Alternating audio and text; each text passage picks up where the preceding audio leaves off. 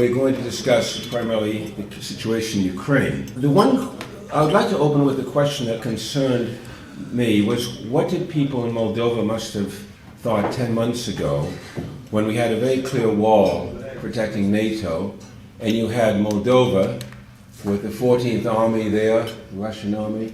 You had the history of the area, region, Bessarabia.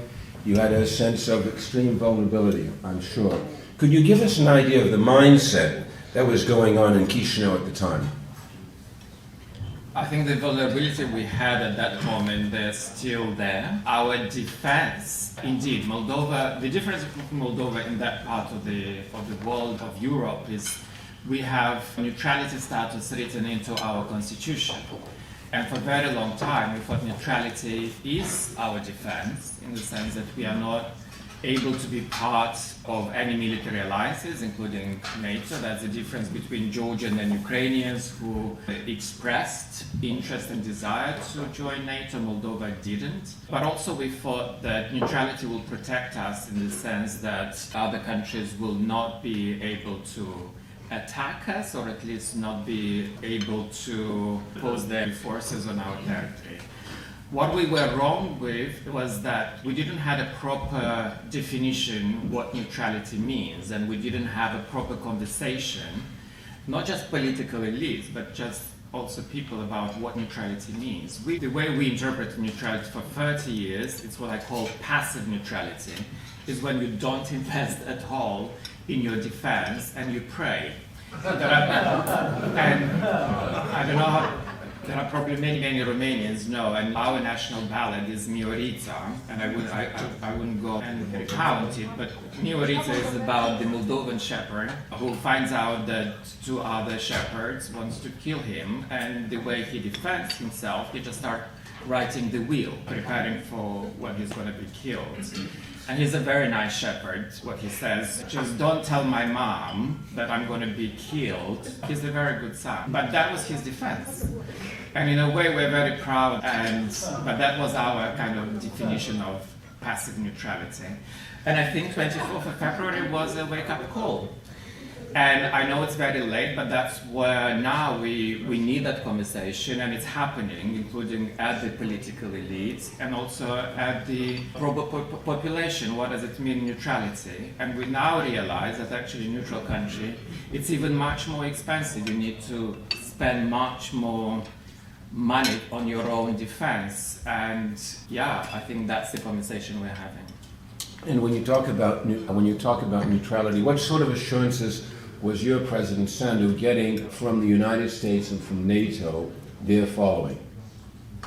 We do have, and we had very good partnership with the US, even before the 4th of February. We do have a strategic dialogue, and my mission here, I arrived only 2 months ago, but my mission is to enhance the strategic dialogue we have with the US. There is a lot of opening from the US. We did relaunch the strategic dialogue this spring, and security is one of the pillars of that strategic dialogue, including the defense, and we want to expand that cooperation. And similar with Europe and NATO, the last gathering in Bucharest, our foreign minister was there. I think it was the first time a Moldovan foreign minister participated in at such high-level NATO gathering. And again, we as in our constitution, we are not seeking NATO membership, but there are other ways to develop partnership with NATO. I see. Mr. Ambassador, we were talking earlier about what it's like to be a diplomat in Moscow and the tensions that existed even in the former Czechoslovakia. But of course, you're Slavic people, and one would think that maybe you have some special insight in the Slavic mind or in the mind of the Russians. And when you look at what the West has done, do you think that they have maybe missed something that you understand better by virtue of your common roots? I have my crystal ball, so I will use it. This is a perfect question, because many people could say and expect that once being part of a family of Slavic nations, you may understand better or worse your brethren and sisters. This is like in a family, it's not necessarily true. But what we understand from the many years of being in a zone of influence of Russian Empire, and I mean it, the empire, the old one, the Soviet Union, and the current Russian Empire, is that we need to have a good reading of the leader in Kremlin. It was a Tsar, then the Secretary General, and now it's the President. What we understand from the Russian way of doing things are two big differences. One is the compact between the citizens and the state. If talking about Romania, United States, Slovakia, and Moldova, the compact is that the sovereign is the citizen, and the citizen gives power to the state. In Russia, it's the opposite. If you read the preamble of Russian constitution, it gives you the impression, clear impression, that you have a state that is a sovereign, and that the Russian citizen is the one who has to support the state by any cost. Well, I will defend my country with any cost. I will put my life and my liver as well. Many people say the diplomats sacrifice their livers for their state. My liver is in good shape, don't worry. But it's a different concept of state and the compact between the state and citizen. That's number one. Number two, what we clearly see, and we have a proof from 2008 and 9, 2014, Crimea, and now, that Russia has not gone through the post-imperial reckoning. If you look into Britain, France, Spain, Portugal, Belgium, maybe Slovakia, we never had a colony, but this sort of colonial and imperial thinking is still there, and it's inherent in the way Russians are leading their state. So for us, this is a clear lesson, this is a clear proof that it didn't change, it's not the same sort of thing of the international relations as we have, the political West, it's an ugly word and term, political West, and we have to deal with it. We are not going to change it.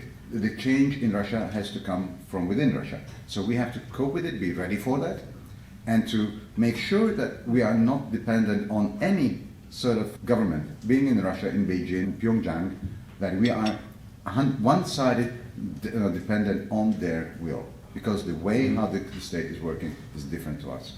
You were saying there earlier about the different phases of Russia and the Soviet Union, and we all remember Dubček, who was Slovak, of course, from Bratislava, and one would think that the Slovaks would have a wariness, a little more of a trigger mechanism whether it's Russia or Soviet Union. Is that the case when you look at other countries around you? Maybe yes, but you have to take into account the Central European or Austro-Hungarian, and in our case the Hungarian heritage.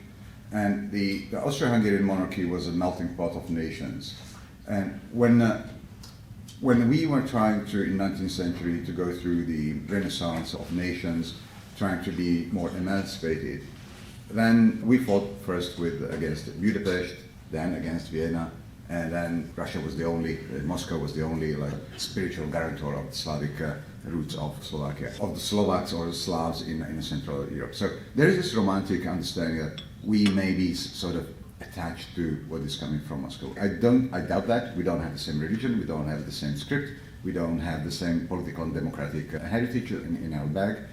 But yes, thanks to the examples of Alexander Dubček, we know that with Russians you have to deal differently. And Dubček was betrayed by the Soviets and the Russians many times, and 1968 was the proof of that. Mr. Ambassador, when I think of Chisinau, I think I'm talking about the second largest urban population of Romanians in the world, followed by Bucharest, Chisinau, and then London. What have been the consequences of this war so close to Russia, so close to the war zone in your country? There are many ramifications of the war. I would say Moldova is probably one of the most vulnerable countries on Ukrainian border, and there are many reasons for that. First of all, we are very much still integrated with Ukraine, and think about the electricity network. We have 12 lines crossing our border. We are dependent 100% on energy imports from Russia on the gas, and then we produce also electricity by burning Russian gas. Out of 12 high voltage lines, 11 come from Ukraine. So every time there is a bombing of energy infrastructure by Russia on Ukraine, and especially the last The last rounds were very targeted, especially on that. We have black, and I don't know how often many of you think about electricity every day. We take it for granted when we charge our mobile phones, we put our laptops on, or even we take the shower. Even to pump the water into the buildings, we need electricity. So we really go to I think the main problem is to ensure those access to the basic needs of the populations, especially in Chisinau, where if you live on a block in an apartment, you do need electricity just to take a shower. So yeah, I think that's the kind of primary focus these days. And we used to import electricity from Ukraine, including from Zaporozhye nuclear plant. You all know what happened. So we are now really relying on Ukrainians providing us electricity. We don't have long-term contracts, but Romania was really what we call the friend in need is a friend indeed. Prietenul bun la nevoie să cunoaște.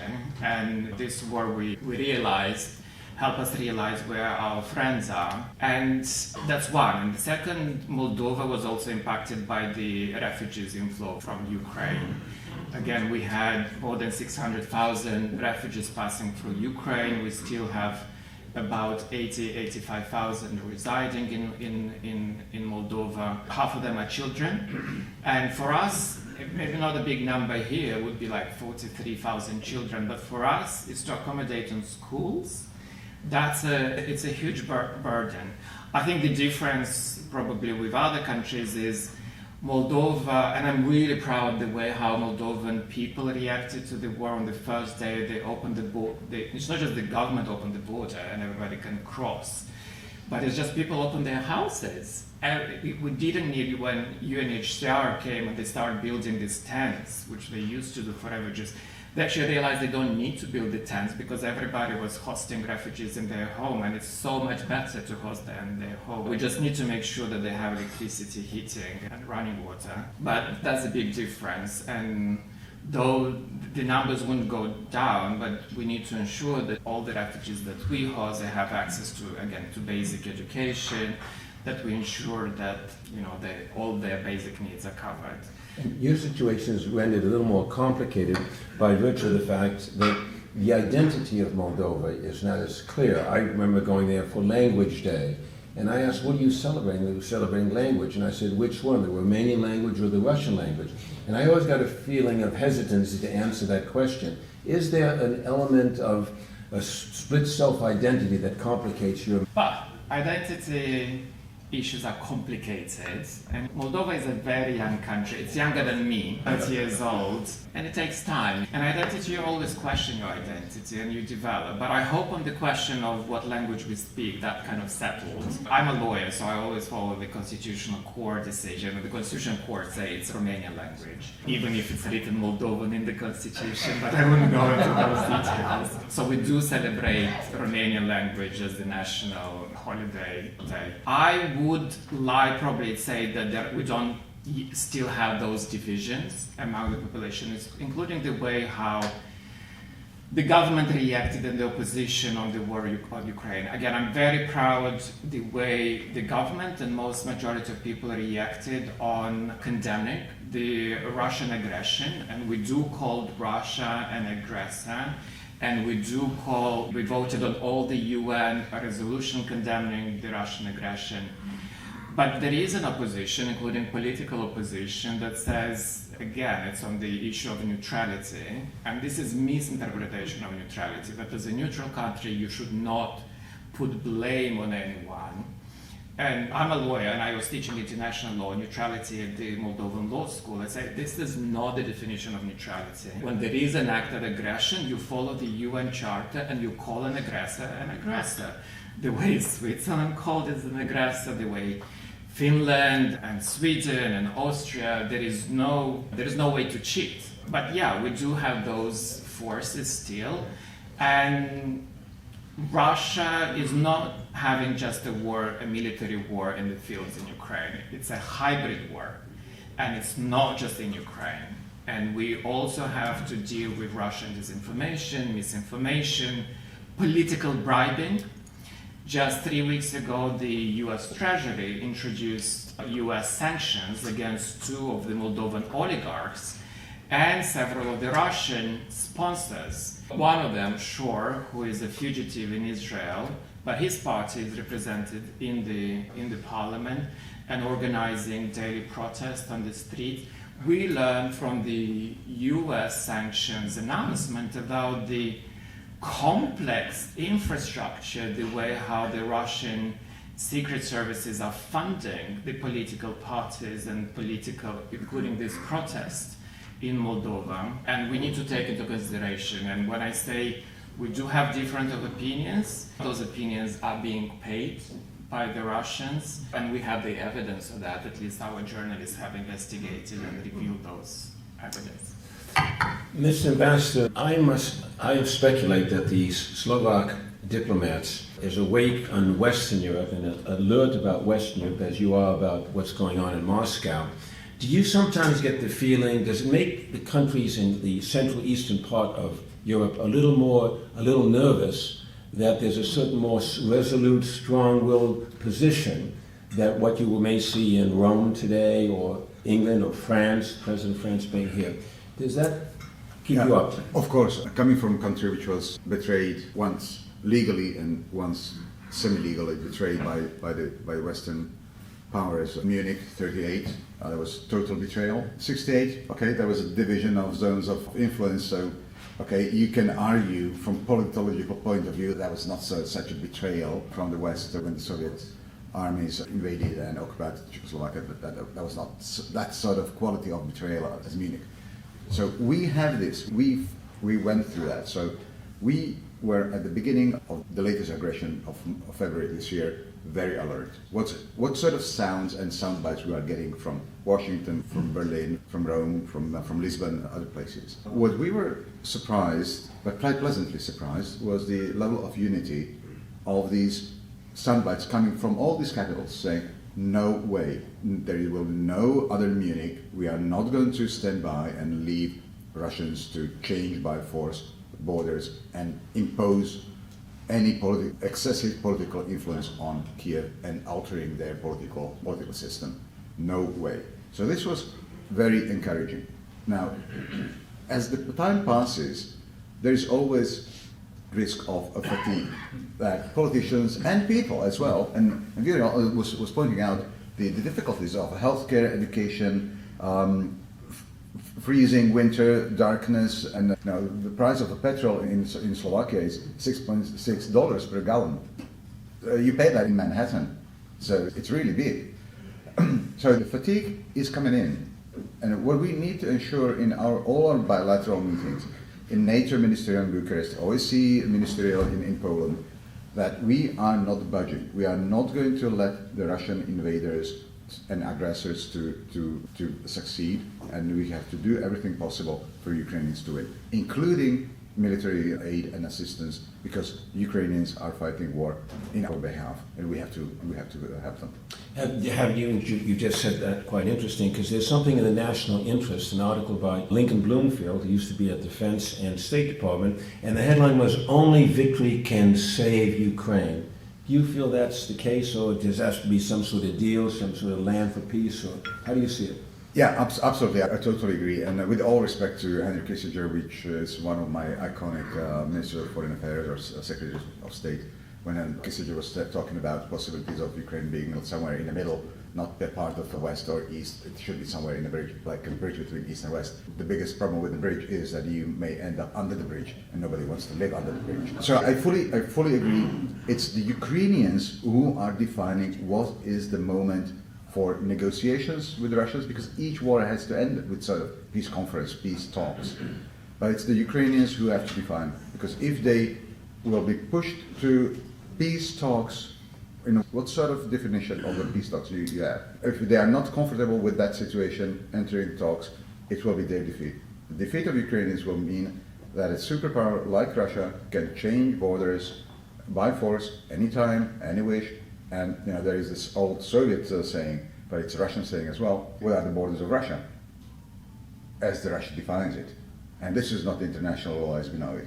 So I fully agree with this sense that Ukraine has to win, but the terms of win is in Kiev. The Kiev has to define it. Do you share that view? Absolutely. I think only Ukraine can define when is the right moment, either to negotiate or the way, the terms to end this war. We would be the last one to advise on that because we have our own history of war with Russia in '92, where we still don't have a peace agreement. We have a ceasefire agreement.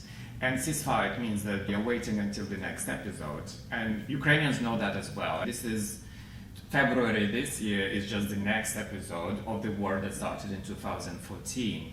And I would say to start negotiations and reach a deal in peace, you need at least minimum level of trust. And I don't see how Ukrainians can trust their partners. But it's up to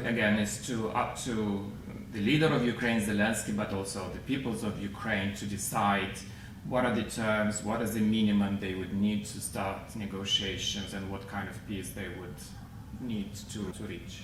I mean, you were mentioning the thing about fatigue in the West, and you were mentioning the thing about taking in refugees, and we're talking about now billions of dollars that are being reapproved in Western Europe and here. What does your country need the most from the West? If it's from Moldova, what is the most urgent kind of assistance that you need? I think what we needed the most we already got, and that happened on the 17th of June this year. What Moldova really needed for solidify its identity, it's a common project. And I'll be very honest, we didn't have a common project. And the new leadership, the vision that they see for the country is Republic of Moldova joining the European Union. And where we needed the most is that assurance from our European partners that we are part, or we could be part, as a full member of that family. And immediately, just 10 days after the war started, we applied for EU membership perspective. And I've never seen such unity in Brussels and the capitals. Just in 3 months, less than 3 months, we actually got the decision, unanimous decision of the EU leaders that you actually qualify to become a member of the EU. And that was the biggest celebration. And once, it's not material, we're not talking about money, but a nation or a country needs a lighthouse, it needs a vision to move. And I'm not saying that we're gonna do the reforms just because the Brussels is asking, but at least we can channel that modernization project that we started before the war, and we will continue despite the war. And I think that's the lighthouse that we have now. And our objective is to start also negotiations as soon as possible with the EU, with the support of, again, Romania and many other countries, including Slovakia. We don't need to invent the bicycles. You've done it, Romania has done it, the accession process. We know what it takes, we just need to focus on that. But when it comes to more immediate needs, is of course the energy. And I mentioned every morning we're waking up, as I wake and we buy electricity. That's the shortage we have. And it's going to take us 2 years to build the high voltages lines with Romania in order to connect fully with the European network, so we can actually buy directly on the European. Again, but we also need, the other need, we only now realized, some realized before, but we realized that independence, freedom has a cost. It has with the benefits, but it has a cost. And we haven't been paying the cost for the last 30 years, and Russia has been taking advantage of that fact. Russia had a leverage, was provided relatively cheap gas to us. We didn't have any incentives to diversify our sources, and Russia was using and has been using that leverage and weaponizing energy. It's another hybrid war element when it needed. 92, Moldova didn't want to join the Commonwealth of Independent States. That was the new Russian project. What had happened? For 2 years, we had blackouts and no heating at home. So I was a student at that. We used candle for 2 years until the parliament had to give up and they voted to become a member. And it's happening again. And probably we didn't learn the lesson. But I hope this time we're going to learn. And that's what we need the support, is our interconnectivity, is the integration, including on energy, directly with the European Union. And we do have support, but also US is helping us as well. That's a very nice phrase, lighthouse. I want to turn it to the public here, and any questions? Yes, right here. Is the microphone or? Is there a microphone up in the front part of the room? Why don't you just stand up and speak loudly? A question from Ambassador Djokovic. Slovakia has been, I said It was a fun Oh, part. I'm so sorry. Keep on. I will be glad to be Djokovic. I want to play tennis like Djokovic. Luckily you can travel better than Djokovic. Federer is better, yes. Slovakia has been very supportive of Ukraine, especially in military aid, among other things. Sending the S-300 systems, the Susanna howitzers, many military vehicles, as well as offering to repair Ukrainian vehicles damaged in the war and the barrels of the guns. That's been very publicly stated by the Slovakian government. I commend you for that. This has been in striking contrast to our own government in Romania, which decided to keep it all secret for various reasons, which, for me as a citizen, it takes away my ability to question my government. Are we doing enough? Are we? I don't know. It's a secret. Now, from a country that took a different path in this respect, what have the societal repercussions of this very public show of military support been inside Slovakia, both good and bad? Thank you. Thank you. It's really good question, and it's not only about the military equipment we are sending to Ukraine and the maintenance and other things, but it's the impact on society. As you said, there were good and bad lessons. The good was that people. The good lesson, the strategically good lesson is that we find our outcome that we finally are getting rid of the Soviet type of armament, and it's being used in the best way to expel the aggressor. And it's a funny thing when you have a Soviet type of armament and it's just expelling the Russians from Ukraine. It's quite funny. The worst funny ways. That, on the other hand, Russians, and I was saying it several times, are waging hybrid warfare. And in Slovakia, it's the energy as well, but the information war against Slovaks is immense. If you look, for example, into the activity of Facebook profile of Russian embassy in Slovakia, it's 10 times more intensive than the Russian embassy in Berlin. So it's huge. And the result, and why I'm saying this, the result is that you have agents in Slovakia. Some are convinced, pro-Russians, some are paid, and some are just useful idiots. And they are just funneling, and we have hard evidence that there is a direct connection between those who are spreading these Russian narratives in society, and Facebook is the largest opinion shaper in Slovakia. That's the fact. Now, these people who are relying on what they see on internet or what Facebook is feeding to them, they see all this. Hang on, we are weakening our own national defense. We have no defense of our airspace because we gave up the S-300. And the S-300 costs $150,000. So who is paying for that?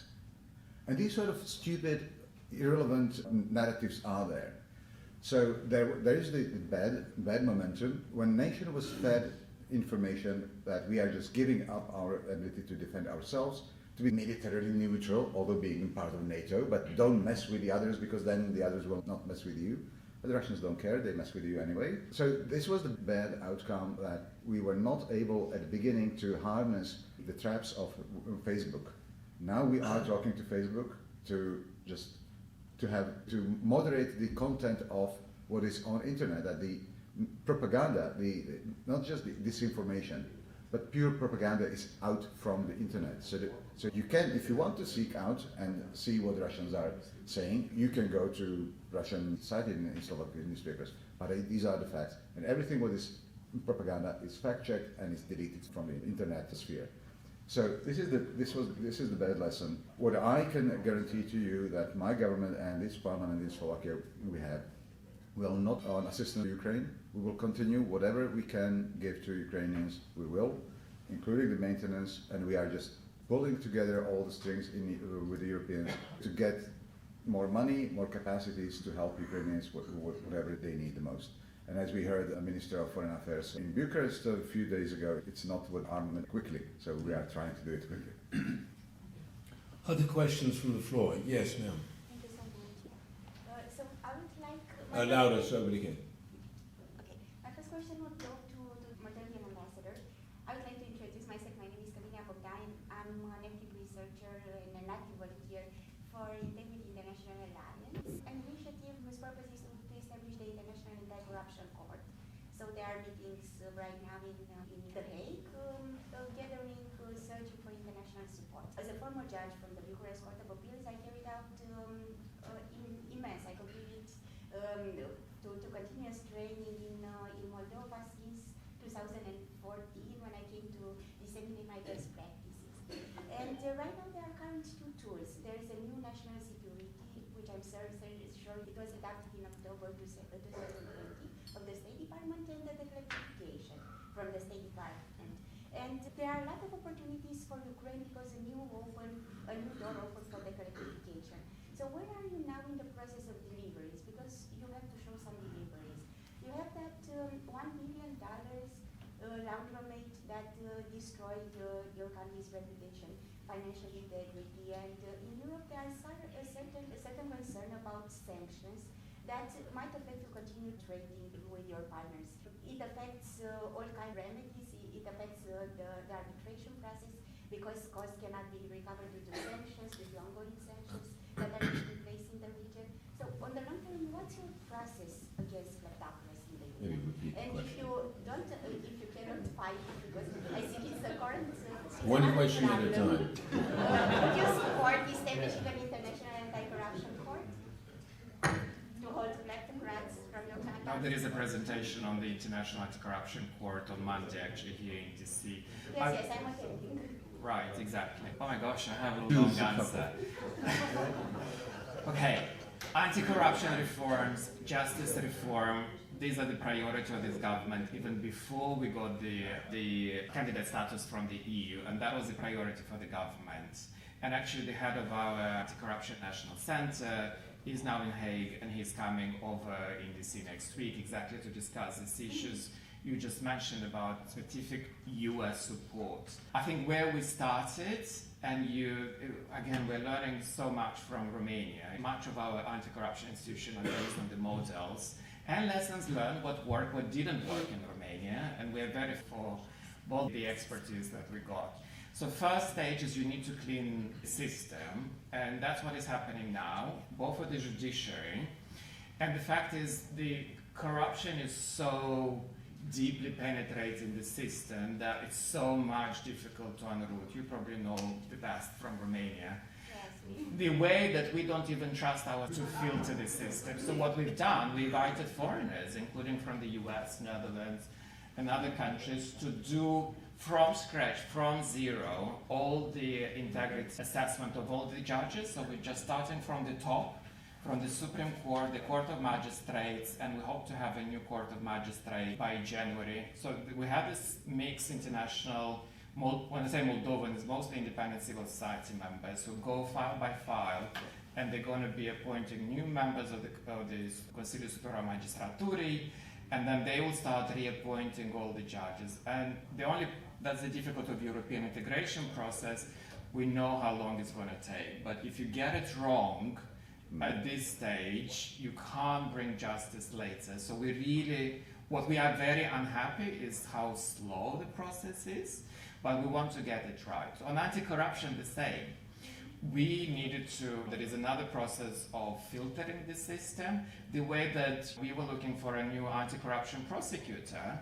And again, we couldn't find it in Moldova, so we invited one from California. And she applied. I mean, she's of Moldovan origin, but yeah, she left Moldova when she was 8 years old. She was educated here, and she was an attorney in California. She applied for the job, and she started her job in August. She's very bold in the sense that a few days after she got the office, she arrested the former president. It takes courage, and again, my president is going to be in town next week, and anti-corruption, sanctions, implementation, and international court is one of the highest on our agenda. And I can talk for hours, but maybe after this session, if you want. If I may, a little bit, a small piece of advertising from Slovak corner. The fight against corruption is one of the big bumper stickers of my government, and that was the main ticket on which this government was elected in the past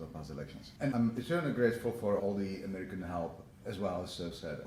At the beginning, there was a lot of US expertise in changing the judiciary and reinstating the trust in the judiciary. But we have our own solutions to certain things, and one of those solutions was not end users, the final benefactors of the dealings with the government. So in Slovakia we have a special register. When if you want to do a business with the government, you have to declare who is the real owner, not the Cypriot shell The company. beneficial owner, yes. Yeah. And you know what? The Americans came to us and said, please can you send a team from Slovakia to tell us how it works? So in September we had 20 people from Slovakia in DOJ here and with the tax and revenues authorities. And we are talking about what we did, what can be done in the US, and happy to advertise it. Please go to Slovakia and push on the doors of the Ministry of Justice. They are the guys who know how it works. Interesting. I'm sure this Californian judge of Moldovan extraction would have some success in the United States among some voters. Track record established. Other questions? Yes, Obi.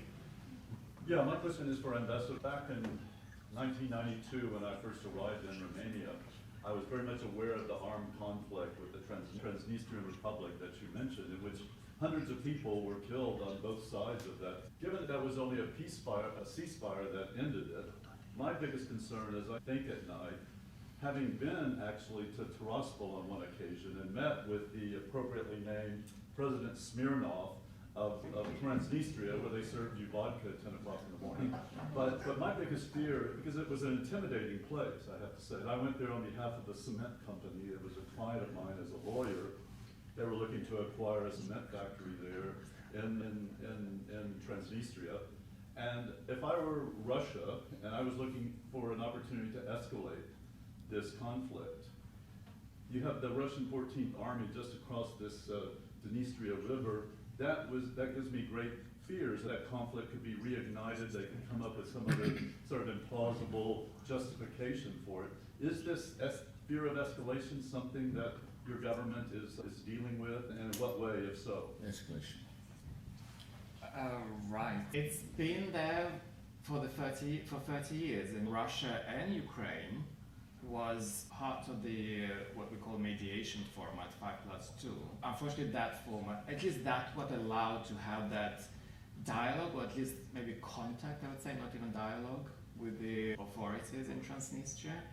And that, I think, what made the Transnistrian conflict different from Georgians and others is that actually, and it was easy to cross the border, and we never shut down the border, and you had people-to-people contact. I mean, I've been many times. It's just in Transnistria coming for shopping to Chisinau, and it's very close. The threat was always there, and every time at every OSCE meeting, every year, there is a declaration that we insist that Russians they breach our neutrality status by still keeping their armed forces in Transnistria, about 1,500 this time. I think it's something that we always took into consideration. What I can say, I don't think the Transnistrian authorities are independent actors in this conflict. Even because of the Ukrainian and Russian cannot now, I can't imagine them sitting around the table to mediate our dialogue with Transnistrians. We still wanted to keep that contact, and even if 5+2 format is not functional at the moment, we do have a 1+1 dialogue, and at least on many practical issues that dialogue still continues. I won't go much into details because the Transnistrian elites are also divided. There are all kind of groupings. Some are more concerned about what's happening in Ukraine, some are less. But we are always saying to Ukraine to look into Transnistria mode. It's the same template that Russia has used now in Donbass and then in Ukraine. We had all kind of pseudo referendums in Transnistria, first for independence and then daring to Russia. Nothing new in that playbook. And by the way, Smirnov, after he was retired, he was stealing too much, and Russia even got rid of him. Still a little better, anyway. He reappeared in Donbass, so he was the one who was the new Minister of Information. They're just recycling the same people. They don't even need to pretend. And yes, we are concerned, but I think the threats of the escalation are much lower now, especially now that the Russian army moved beyond the river on Kherson. I think yeah, I think the risk of escalations are much lower. We have Jim, and then maybe one more question after that. Hi, Alan Rotzka, Romania Sonora Council in Ohio. You talked a lot about the immediate threats and the immediate needs and how to address those. And we were on a panel a little earlier today where one of the panelists commented that once a war starts, countries react or change their strategies pretty quickly in response to what happens. And my question is, beyond these immediate threats, where the response is reactive, you're reacting to something that already happened, what concerns you in terms of longer-term threats, and how do your governments proactively address those in terms of Russian aggression?